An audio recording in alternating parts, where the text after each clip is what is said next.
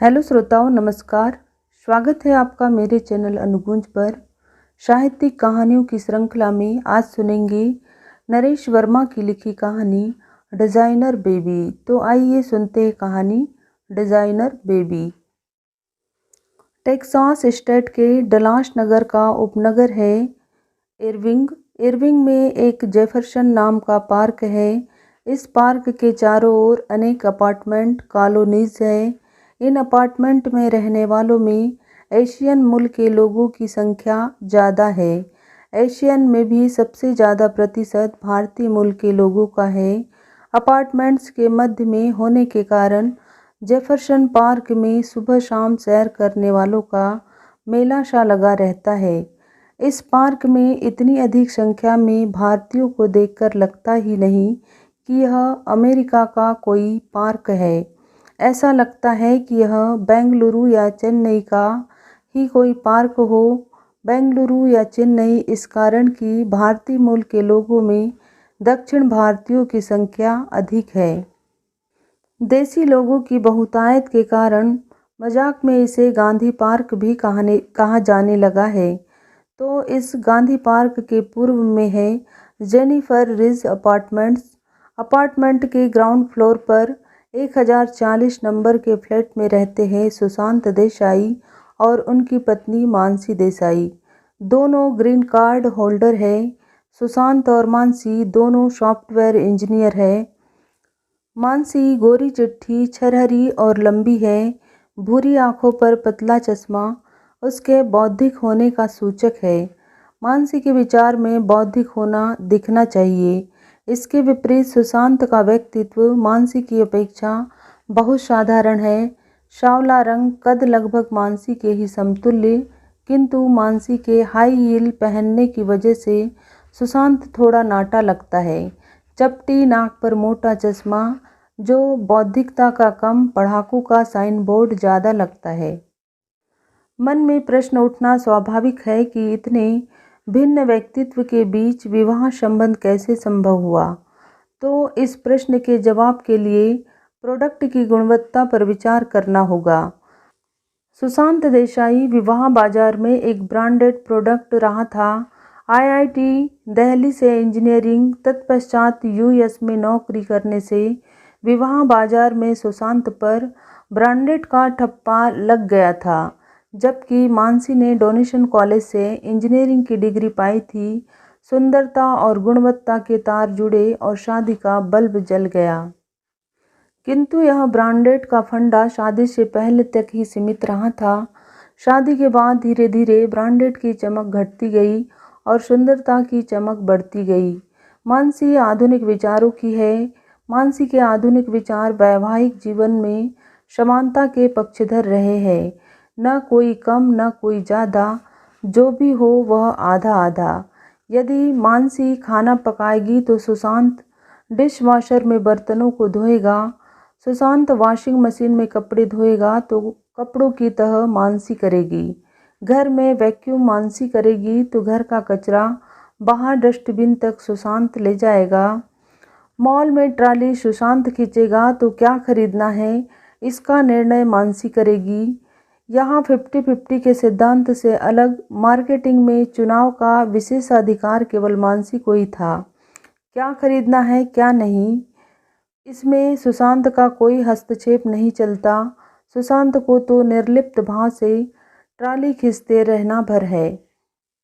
Marketing में पति के ट्रॉली खींचते रहने की निर्लिप्तता ही देसाई दंपत्ति के सुखी दाम्पत्य जीवन का राज है। यदि आपको भी सुखी दाम्पत्य जीवन की आश है तो मार्केटिंग में गांधी के 3 बंदरों की भांति आँख, कान और मुंह बंद करके ट्रॉली खींचते रहने का अभ्यास करें। 2 लोगों के वेतन से घर में आते डॉलर्स की अनुकंपा से सुशांत और मानसी के दाम्पत्य जीवन की गाड़ी निर्विघ्न सरपट दौड़ ही रही थी। किंतु मार्ग में अचानक आए स्पीड ब्रेकर से गाड़ी झटका खा गई। स्पीड ब्रेकर बनी थी सुशांत के मित्र विशाल मेहता की गृह प्रवेश पार्टी। विशाल का सैंडबार ड्राइव पर नया मकान बना था। इस नए मकान के गृह प्रवेश पार्टी में सुशांत और मानसी भी अन्य मित्रों के साथ आमंत्रित थे। डिनर से पहले मेहता दंपति ने आमंत्रित मित्रों को नए डुप्लेक्स मकान की सैर कराई। नीचे के तल पर था मास्टर बेडरूम। इसके साथ लगा था भव्य मास्टर बेडरूम। बाथरूम में लगा जकूजी अतिरिक्त आकर्षण था। देखकर मन करता अभी कपड़े उतारो और बैठ जाओ जकूजी में। मेहता ने तो मुस्कुराते हुए कहा था कि जकूजी के स्टीम भरे जल में बियर के साथ बैठा जाए तो दिन भर की थकान मिनटों में गायब हो जाती है। लिविंग रूम के साथ लगा हुआ था किचन। किचन के साथ लगा भव्य डाइनिंग हॉल, जिसकी 10 सीटर डाइनिंग टेबल के ऊपर झूलता ताड़ फानुस। नीचे के तल से ऊपर जाता लाल कालीन से ढकी सीढ़ियों वाला चौड़ा जीना था। ऊपर के तल में 3 रूम थे, जिनमें 2 चिल्ड्रन रूम, जिनकी दीवारों पर मिक्की माउस आदि कार्टून लगे थे, तथा एक गेस्ट रूम। ऊपर के ही तल पर एक बड़ा सा मनोरंजन कक्ष था, जिसकी एक दीवार पर 4 फीट का टीवी तथा दूसरी दीवार पर विभिन्न ब्रांड्स की शराब से सजे बार। मेहमानों को यह सब दिखलाते हुए श्रीमती मेहता एक एक चीज की छोटी से छोटी खासियत का बखान कुछ इस अंदाज में कर रही थी, जैसे लाल किला दिखलाते हुए कोई मंजा हुआ गाइड करता है। मित्रों के मुंह से वाह वाह निकल रही थी, किंतु मानसी का कलेजा इस भव्यता के दर्शन के बाद ईर्ष्या से आह आह कर रहा था। पार्टी से आने के बाद मानसी के उखड़े मूड को लक्ष्य कर सुशांत ने चुपचाप सोने में ही भलाई समझी। अगले दिन रविवार को भी मानसी के मूड का पारा लाल निशान पर ही था। संभावित तूफान की कल्पना से प्रातः की चाय सुशांत ने ही बनाई। चाय के मध्य अतिरिक्त सहजता उड़ते हुए सुशांत ने पूछा, आज का क्या प्रोग्राम है? और उसी समय धमाका हो गया। कल रात से सुलगता बम फट पड़ा। कैसा प्रोग्राम? तुम बस प्रोग्राम बनाते रहो और तुम्हारे बाद यूएस आए लोग हवेलियां बनवाते रहे। सुशांत ने चाय सुड़कते हुए धीरे से कहा, ठीक है, भगवान ने चाहा तो हमारा मकान भी बन जाएगा। बम के धमाके गूंज रहे थे। आसमान से भगवान उतरेगा मकान बनवाने और तुम हाथ पर हाथ धरे बैठे रहो। मैं अब इस 2 बेडरूम फ्लैट के अपार्टमेंट में और नहीं रह सकती। आज ही मकान डीलर से मिलना होगा। इरविंग का सैंडबार एक देशी कॉलोनी के रूप में उभर रहा था।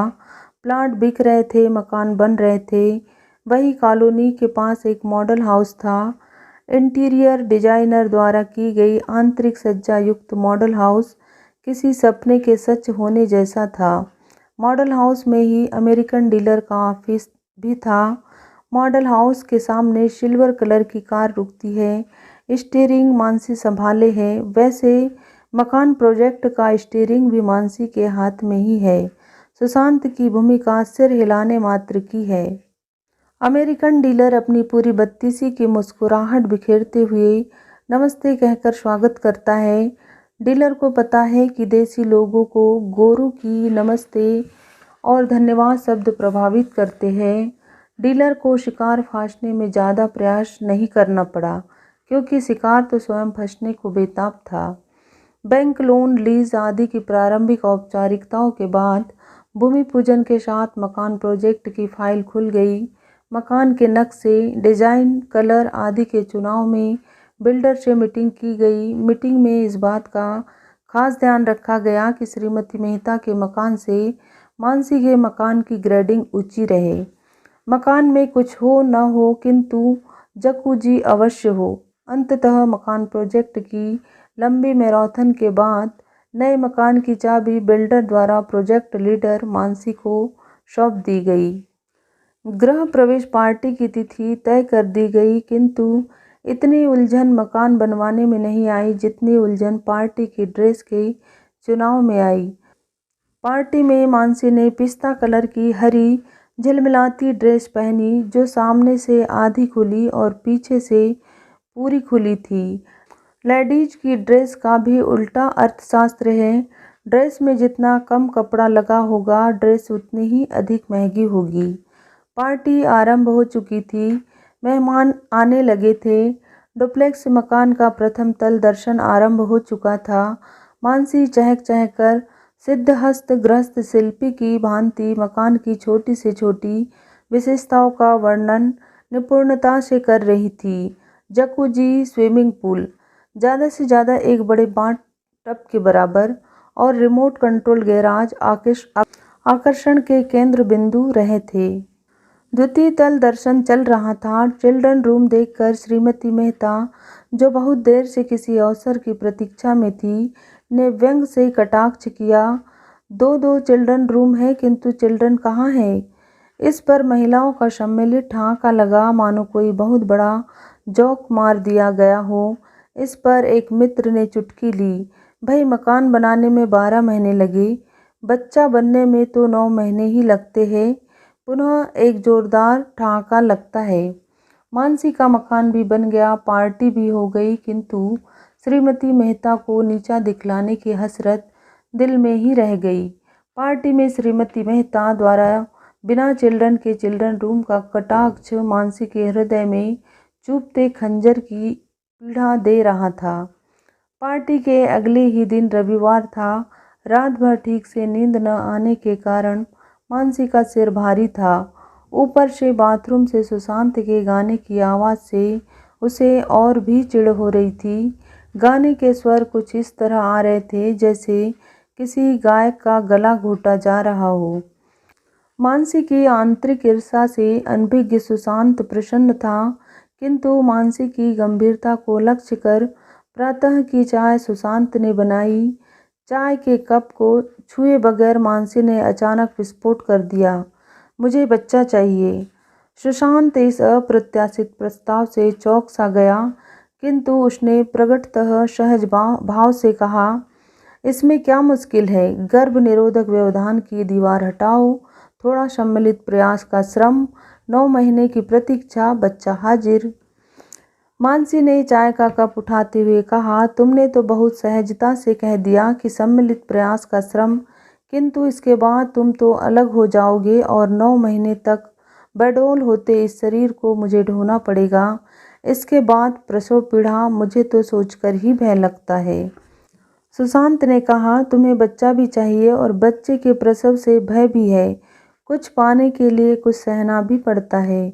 मानसी ने चिंतन की मुद्रा में कहा, स्वयं के प्रसव द्वारा बच्चा पाने के अतिरिक्त तो और भी विकल्प हो सकते हैं। तो क्या तुम बच्चा गोद लेना चाहती हो? नहीं, हम बच्चा गोद नहीं लेंगे, हम किराए की कोख ले सकते हैं। मानसी ने सुशांत की आंखों में देखते हुए कहा, किराए की कोख? हाँ, सैरोगेट मदर।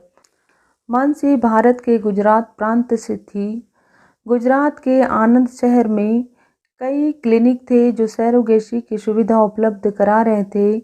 आनंद के ऐसे ही एक सैरोगेसी क्लिनिक से संबंध साधा गया। उनका ब्रांच ऑफिस यूएस में था। अगले रविवार को यूएस ऑफिस के एक एजेंट से मीटिंग निर्धारित कर ली गई। सुशांत आरंभ से ही इस किराए की कोख के पक्ष में नहीं था, अतः मानसी अकेले ही डलास स्थित ब्रांच ऑफिस में पहुंचती है। डलास ऑफिस में मिस्टर दीपक घोष गर्मजोशी से मानसी का स्वागत करते हैं। दोनों स्वागत कक्ष में बैठते हैं। स्वागत कक्ष की दीवारों पर हंसते मुस्कुराते बच्चों के फोटो लगे थे।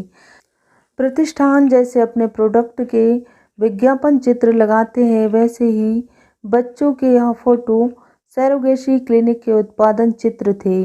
दीपक घोष ने हाथ में पकड़े ब्राउचर्स को मेज पर रखते हुए मुस्कुराकर कहा, मैडम, हम किस प्रकार आपकी सहायता कर सकते हैं? मुझे एक मेल चाइल्ड चाहिए, मानसी ने सपाट लहजे में कहा। दीपक ने चेहरे पर चिपकी स्थायी मुस्कान को थोड़ा चौड़ा करते हुए कहा, बहुत उत्तम विचार है, हम उत्तम सेवा के लिए तत्पर हैं, किंतु मैडम, कुछ व्यक्तिगत प्रश्नों के लिए आप क्षमा करें। पूछिए। मैडम, आप विवाहिता है या डाइवोर्सी? यदि विवाहिता है तो क्या बच्चा जन्म में किन्हीं कारणों से असमर्थ है? प्रश्नों को सुनकर मानसी थोड़ी उलझन में पड़ गई। वास्तविकता में तो वह अपनी स्वतंत्रता में बाधक बच्चा चाहती ही नहीं थी। यह तो मेहता औरत के कारण उसे इस बच्चे की दुकान पर आना पड़ा था। प्रकटतः मानसी ने उत्तेजित होते हुए कहा, देखिए मिस्टर घोष, मैं क्या हूँ या क्या नहीं, इससे आपकी कंपनी को क्या फ़र्क पड़ता है। मैं ग्राहक और आप विक्रेता। आप केवल अपने उत्पादन और उसके मूल्य के विषय में ही चर्चा करें तो उचित होगा। मानसी की उत्तेजना से दीपक के चेहरे पर चिपकी मुस्कान मंद हो आई, किंतु पुनः उसने कृत्रिम हंसी के साथ कहा, देखिए मैडम, हमें डील से पहले एक फॉर्म भरने की औपचारिकता करनी पड़ती है, किंतु कोई समस्या नहीं, फॉर्म बाद में भरा जा सकता है। इसी बीच एक लड़की अंदर आई और कॉफ़ी के 2 कप रख गई। दीपक ने कॉफ़ी का कप मानसी को देते हुए कहा, यदि आप किसी अमेरिकन कंपनी से सरोगेट बेबी की डील लेती है तो आपको 30 से 35,000 डॉलर खर्च करने होंगे, जबकि हमारी इंडियन कंपनी केवल 14,000 डॉलर में एक डिजाइनर बेबी की सुविधा प्रदान करती है। Designer baby? मानसी ने असमंजसता से कहा। जी हाँ, डिजाइनर बेबी में लोग चाहते हैं कि बच्चे की बुद्धि आइंस्टीन जैसी, सुंदरता सलमान ऐश्वर्या जैसी, लंबाई अमिताभ जैसी और प्रतिभा सचिन जैसी हो। लोग चाहते हैं कि डिंब एवं शुक्राणु ऐसे स्त्री पुरुष से लिए जाए जिनमें यह सब गुण विद्यमान हो। वहाँ ऐसा लगता है कि बच्चा नहीं, बाजार से कोई ब्रांडेड आइटम खरीद रहे हो। मानसी ने आश्चर्य से कहा। जी हाँ मैडम, आप पैसा खर्च कर रही है तो हमारी कंपनी का कर्तव्य बनता है कि बच्चे के लिंग, रंग एवं गुणों के चुनाव की संतुष्टि पूर्ण सुविधा ग्राहक को दी जा सके। मानसी ने संतुष्ट होते हुए कहा, मुझे आपकी डील स्वीकार है। इसके लिए अब मुझे क्या करना होगा? देखिए, इस प्रक्रिया में मुख्यतः 3 बातें हैं। प्रथम, डिंब देने वाली स्त्री का चुनाव। यह स्त्री बच्चा चाहने वाली माँ या कोई अन्य हो सकती है। दूसरा, शुक्राणु दानदाता पुरुष का चुनाव। यह कोई अन्य या बच्चा चाहने वाला पिता हो सकता है। और अंतिम, किराए की कोख देने वाली स्त्री का चुनाव, जिसकी कोख में यह डिंब एवं शुक्राणु स्थापित किए जाएंगे। कोख देने वाली स्त्री का चुनाव कंपनी का उत्तरदायित्व है। डिंब एवं शुक्राणु के चुनाव का निर्णय आपका होगा। संपूर्ण प्रक्रिया की जानकारी के बाद मानसी ने निर्णय लेते हुए कहा, मुझे एक डिजाइनर बेबी चाहिए, इसलिए उसी के अनुरूप उपयुक्त डिंब व शुक्राणु का चुनाव भी आप ही करें। दीपक ने एक फॉर्म मानसी को देते हुए कहा, इस फॉर्म को भरकर आप हमें पहुंचा दीजिएगा। डील के लिए 25% अग्रिम भुगतान आप अभी करें, बाकी 75% बच्चे की डिलीवरी के बाद करना होगा। अग्रिम भुगतान के साथ ही डील हो चुकी थी। मानसी प्रसन्न थी। दीपक ने घंटी बजाई। पहले वाली लड़की एक मिठाई का डिब्बा लाई। दीपक ने डिब्बा मानसी के आगे करते हुए कहा, श्रीमती मानसी देसाई, आप मुँह मीठा करें। आपको माँ बनने की अग्रिम बधाई एवं शुभकामनाएं। और 12 महीने बाद एक गोल मटोल गोरा बच्चा मानसी के चिल्ड्रन रूम की क्रिब में अठखेलियाँ कर रहा था। एनआरआई दंपति की कहानी यही समाप्त होती है। नया घर बन गया। घर की सजावट के लिए सोफ़ा सेट, पेंटिंग प्लांट और आदि लगा दिए गए। चिल्ड्रन रूम की सजावट के लिए डिजाइनर बेबी भी आ गया। कहानी का सुकांत चाहने वाले श्रोता यहीं तक सुने।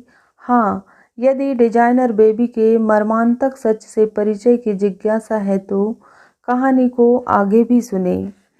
रात के 12 बज रहे हैं। देवकी पटेल की आंखों से नींद रूठी हुई है। व्यवस्था मनुष्य से क्या क्या नहीं करवाती। सामान्य हालत में क्या कभी वह अपनी कोख का सौदा करती?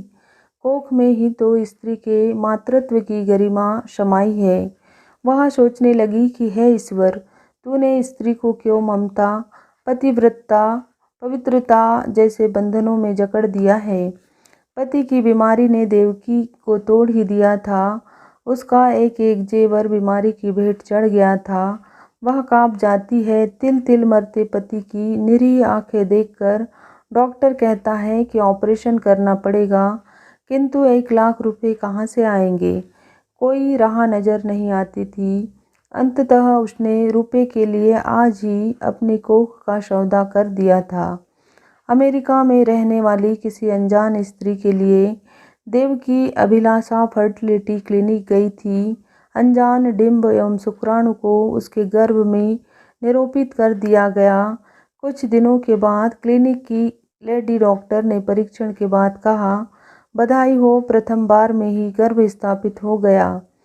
पहली किस्त के रूप में उसे एक चेक दिया गया, कोख का पहला किराया। चौथा महीना, पल पल बढ़ रहे गर्भ का एहसास होने लगा। सातवां महीना, अपने रक्त मांस से बन रहे शिशु की हलचलों से देवकी को मोह होने लगा। वह क्या करे, चाहकर भी एक माँ इस ममता से मुक्त नहीं हो सकती, जबकि वह जानती है कि उसकी कोख में पलता शिशु एक पथिक भर है। एक ओर माँ की ममता, दूसरी ओर उसके छीनने का भय, किंतु एक सांत्वना भी है कि उसने मातृत्व के सौदे से सुहाग सुरक्षित कर दिया है। प्रसव पीड़ा की वेदना के बाद देवकी ने पाया एक गोल मटोल गोरा फूल सा बच्चा, किंतु इस फूल को तो अमेरिका के किसी बगीचे की शोभा बनना है। प्रसव पीड़ा की थकान के बाद देवकी शिथिल सी लेटी थी कि उसी समय लेडी डॉक्टर ने प्रवेश करते हुए कहा, श्रीमती देवकी, आपको सफल डिलीवरी की बधाई। आपको अभी 2 महीने और शिशु को पालना होगा। इसके बाद शिशु को उसकी माँ को सौंप दिया जाएगा। सुनकर देवकी का हृदय चित्कार उठा। उसकी आँख खुलने से पहले ही क्यों नहीं ले गए वह उसका बच्चा। अब 2 महीने तक हर पल बिछोह के भय के साथ जीना होगा। 2 महीने की और सजा नहीं चाहती वह। एक फीकी मुस्कान के साथ देवकी ने कहा, ठीक है डॉक्टर। देवकी ने तो सदियों से पुत्र का बिछोह सहा है, भले ही कोई पुत्र मथुरा गया हो या यह अमेरिका जाए, क्या फर्क पड़ता है। जैसे जैसे 2 महीने का अंतराल घटता गया, वैसे वैसे ममता की नज़दीकियाँ बढ़ती गई। अंत में वह दिन भी आ गया जब क्लिनिक की टीम आई और उसके रक्त मांस के टुकड़े को उससे जुदा कर गई। उस दिन वह चाहकर भी रो नहीं सकी थी, क्योंकि कोख का सौदा तो उसने स्वयं अपनी इच्छा से किया था। तो ये थी कहानी डिजाइनर बेबी। कहानी यदि आपको अच्छी लगी हो तो मेरे वीडियो को लाइक और चैनल को सब्सक्राइब जरूर करें। धन्यवाद।